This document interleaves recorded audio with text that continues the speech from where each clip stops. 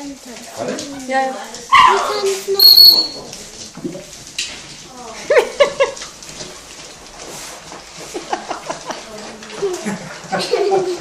Nimmst du das auch?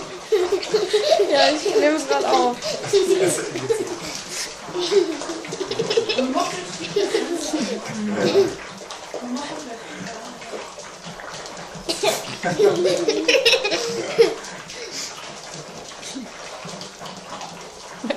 Die Geräusche dabei.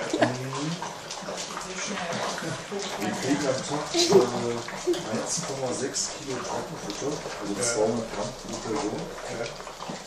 Pro Person. Pro Hund. Und das sind 4 Mahlzeiten, sprich pro Mahlzeit momentan 50 Gramm, entsprechend 50 Milliliter Wasser.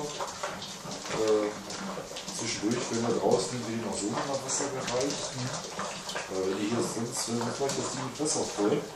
Das ist genauso schnell leer, als ob die kennt das also noch nicht, dass man immer eine frische Wasserschüssel hat und man wird bei Bedarf. Nein. Nur wenn sie es hier drin machen, die lösen sich so oft. So viel Wäsche können sie gar nicht waschen. So Waschmaschine läuft für so 24 Stunden momentan. Zack, alles weg. Kennen wir auch schon. Möhren haben sie schon gehabt, Hack haben sie schon gehabt, Blättermagen, also Pflanzen haben sie schon gekriegt.